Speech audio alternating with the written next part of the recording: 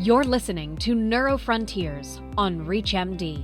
On this episode, we'll discuss strategies to improve diagnostic accuracy in multiple sclerosis, or MS, with Dr. Andrew Solomon. He's the professor and interim chair of the Department of Neurological Sciences and chief of the Multiple Sclerosis Division at the University of Vermont. And he spoke on this topic at the 2025 American Academy of Neurology annual meeting. Let's hear from Dr. Solomon now. The MS diagnostic criteria has evolved quite a bit over time, but it's always specified that in order to use the criteria, we need to identify patients who have syndromes we consider typical for MS. We usually think of these as either attacks or what we call relapses or exacerbations. And some of those syndromes include optic neuritis or myelitis or particular brainstem syndromes. And some patients present with a progressive phenotype where they have a gradual worsening of motor impairment over a year or longer. While we're looking for these typical syndromes, we need to make sure there's evidence of a central nervous system lesion that's corresponding to the symptoms. So that's this concept of objective evidence that's been part of all of our diagnostic criteria over time. So either on neurologic examination or by MRI, or perhaps if we're looking at the optic nerve, OCT, or visual evoked potentials, we need to confirm our suspicion that there is a lesion.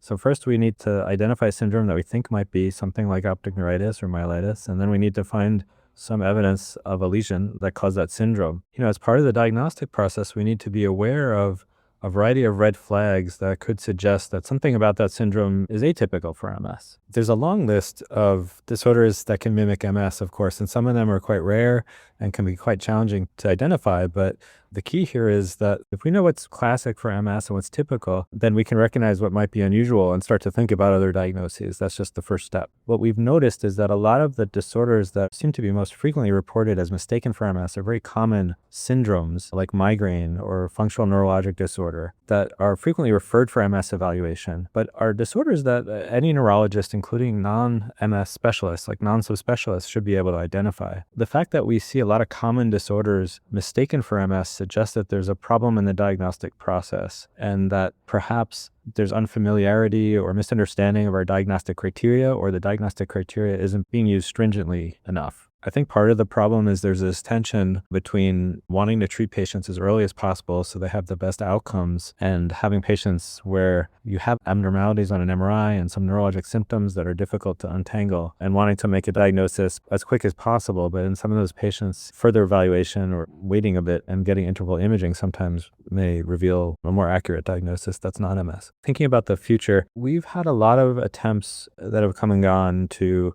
find a blood test for MS. A lot of those biomarkers have not worked out. We've had some promising biomarkers, but then we couldn't replicate it. And there's probably a variety of reasons for that. The immune response in MS is quite complex, but what we do have is an increased understanding of the pathobiology of MS. And we're seeing that we can visualize a lot of this on MRI now better than we used to. These biomarkers can differentiate MS from other disorders really well. And one of them is called the central vein sign, where we see a vein in the center of T2 hyperintense lesions on MRIs in patients with MS. And most lesions in MS have these veins in the center. And so there have been a number of studies that have looked at counting the number of these lesions with veins that you can visualize and how specific it is for MS. And this will be incorporated in our new diagnostic criteria, and I think automated techniques for doing this are coming. They're being developed. Similarly, there's something called paramagnetic rim lesions that represent activated microglia around MS lesions. Both of these seem like really promising biomarkers that we will be using as part of our new diagnostic criteria, and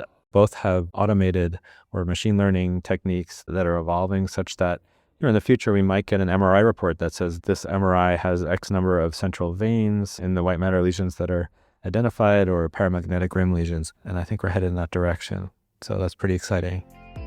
That was Dr. Andrew Solomon discussing how we can improve diagnostic accuracy in multiple sclerosis. To access this and other episodes in our series, visit Neurofrontiers on ReachMD.com, where you can be part of the knowledge. Thanks for listening.